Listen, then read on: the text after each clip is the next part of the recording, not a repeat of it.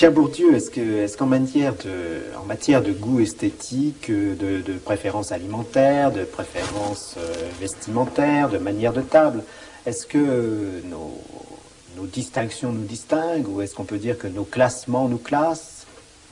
Oui, tout à fait. Le goût est cette chose très très paradoxale qui à la fois nous permet de faire des différences, de produire des préférences, de dire j'aime mieux ceci que cela, et en même temps qui nous rend justiciable de jugement de préférence. C'est-à-dire, on dira, il a bon goût, il a mauvais goût. Autrement dit, c'est une sorte de pratique réflexive. Enfin, nous ne pouvons pas juger dans ce domaine sans être justiciable de jugement, sans être jugé.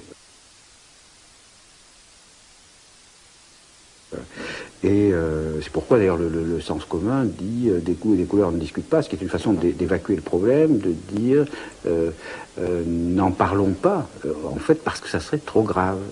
Une de mes découvertes en travaillant sur ce sujet, c'est que aujourd'hui il n'y a sûrement pas beaucoup de jugements qui engage autant les gens que les jugements de goût. C'est-à-dire, vous pouvez facilement faire rougir quelqu'un aujourd'hui, de faire rougir sur sa sexualité, ça devient de plus en plus difficile. Mais faire rougir sur une faute de goût, sur une gaffe, etc., c'est extrêmement facile. Et d'ailleurs, c'est une des difficultés de l'enquête. L'enquête sur les problèmes de goût est très difficile parce que, évidemment, le rapport d'enquête est un rapport social et la personne interrogée a une idée du statut social de la personne qui l'interroge, donc de ses goûts, de ses préférences, et il a peur d'être jugé par l'interrogateur. Et de ce fait, il tend, d'autant plus qu'il est plus bas dans la hiérarchie sociale, à produire des jugements de goût qu'il juge conformes aux attentes de l'interrogateur. Par exemple, lorsqu'on est interrogé sur les goûts en musique, beaucoup de gens de petite bourgeoisie ou du haut des classes populaires disaient à la question aimez-vous la musique? Ils répondaient souvent oui, j'aime beaucoup les valses Strauss, parce que c'est la grande musique du pauvre, c'est-à-dire c'est l'idée qu'on se fait de la grande musique, ce qu'on appelle la grande musique, quand on n'est pas familier avec cet univers. Donc déjà une différence entre les goûts spontanés et les goûts proclamés. Voilà, donc il a fallu faire tout un travail pour contourner cette tendance à valoriser, et pour se référer plus aux pratiques d'ailleurs aux déclarations. Par exemple, là nous avons fait toute une enquête qui a abouti à un livre qui s'appelle L'amour de l'art, qui est une enquête extrêmement lourde, longue et difficile, une enquête statistique, auprès du public des musées, que nous attrapions à la sortie, que nous interrogions, etc., c'est-à-dire en situation de pratique. Bon, là, on est sûr que les gens étaient au musée, puisqu'ils en sortaient.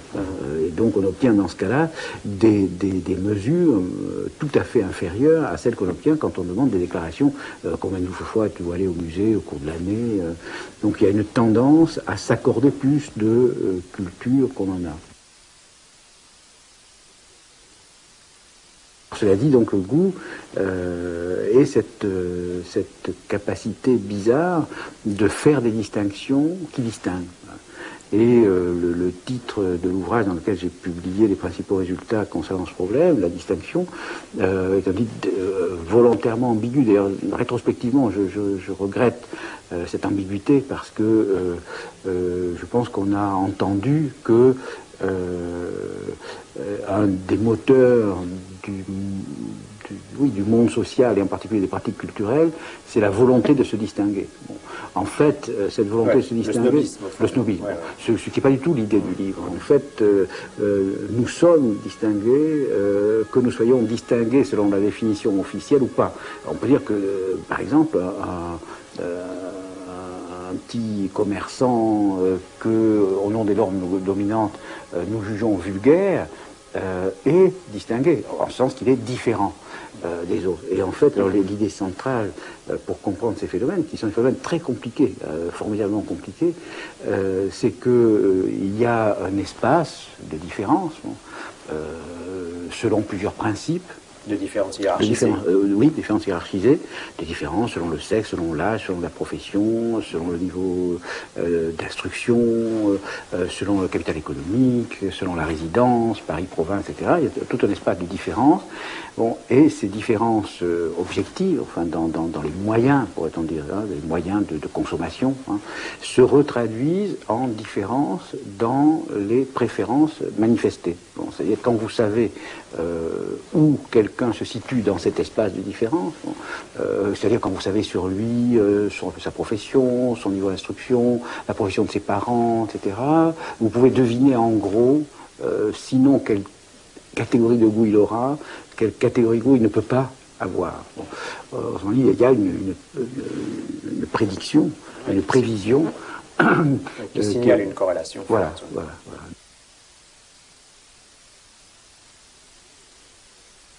Donc, alors là, je peux dire, on dit souvent de mon travail qu'il est déterministe.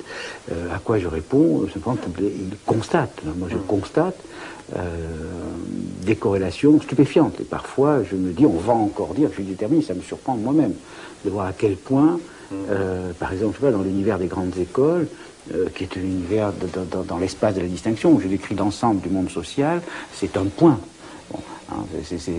Bien, à l'intérieur de ce point minuscule, je vais retrouver tout un espace de différence nécessaire. C'est-à-dire, je vais retrouver entre l'élève de HEC, l'élève de l'ENA et l'élève de l'école normale des différences systématiques, non aléatoires. Et je vais même en trouver entre les élèves de l'école de Saint-Cloud et de la rue d'Ulm. C'est tout à fait impressionnant. Alors, évidemment, ce sont des différences statistiques. Ça ne veut pas dire que on est condamné à avoir un goût déterminé à partir d'une position déterminée, mais nous avons des goûts probables. Par rapport à toute une tradition philosophique du jugement de goût comme jugement essentiellement désintéressé, vous pointez au contraire un intérêt social tout à fait à l'œuvre. Oui, enfin, ce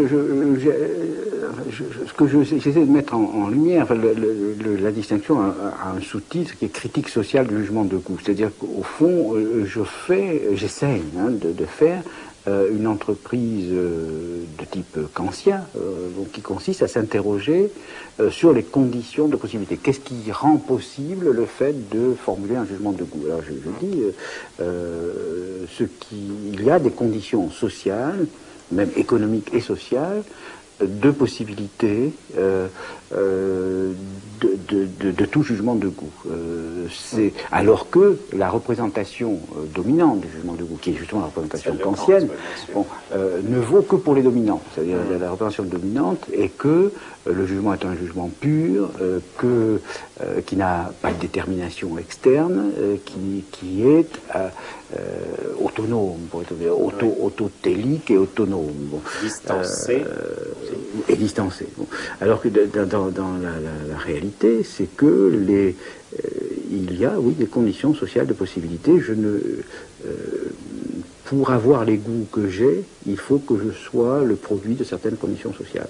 Et l'esthétique pure, alors pour prendre l'exemple le plus défavorable à ma thèse, en apparence, l'esthétique pure, l'esthétique de l'art pour l'art, l'esthétique de la forme, etc., a des conditions historiques et, on pourrait dire, pour employer la distinction, phylogénétique et ontogénétique de possibilités. Alors je m'explique, c'est-à-dire pour que quelqu'un regarde un tableau de Poussin ou de Mondrian ou de Nicolas de Staël, comme il faut le regarder selon les normes qui définissent aujourd'hui l'esthétique légitime, pour quelqu'un le regarde comme ça, il faut qu'il y ait eu toute une histoire qui remonte très loin, il faut la suivre depuis le Quattrocento. Il faut surtout la révolution du 19e siècle, enfin, en peinture, où on cesse de regarder une œuvre en fonction du sujet. Bon, jusqu'au 19e siècle, on l'oublie, enfin juste avant Manet, hein, les critiques étaient des gens qui disaient, voilà, c'est un tableau qui représente Phocion, et on faisait un petit cours d'histoire, bon, et on avait tout dit du tableau quand on avait dit ce qu'il racontait, et le tableau était un récit. Bon, ça a été une espèce de rupture extraordinaire de dire, on le regarde en lui-même pour lui-même, pour sa couleur, pour ses formes, pour ses combinaisons. Bon, ça c'est la première chose, les conditions historiques, puis il y a les conditions du côté de l'individu. Il faut un apprentissage du regard pur, du regard gratuit, donc des conditions familiales, des conditions scolaires, etc. Et tout ça est oublié dans la théorie du jugement pur. Ouais. Est-ce que vous ne repérez pas justement, hein, fonctionnant à l'intérieur des différents jugements de goût, les confusions faites éventuellement entre la photo d'une belle femme et la belle photo d'une femme, pour reprendre cette distinction kantienne d'ailleurs d'origine. Tout à fait. Mais oui, justement, enfin, Kant, que j'ai essayé de lire un peu entre les lignes, enfin, bon, porte, enfin, comment dire, et charrie des jugements sociaux constamment. Ouais. Les goûts des palais et des sens, il y a une espèce de goût inférieur et un goût supérieur, un goût pur.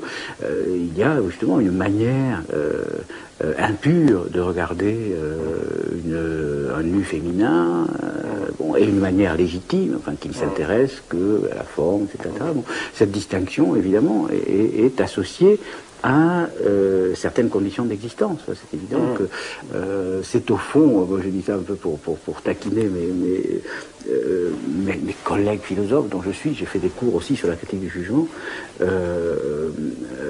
c'est une philosophie de professeur. Bon, et du coup, les professeurs de philosophie la trouvent universelle. Voilà. Ouais. Parce que c'est leur vision... C'est un universalisme qui se produit dans des conditions très particulières. Très particulières, ouais.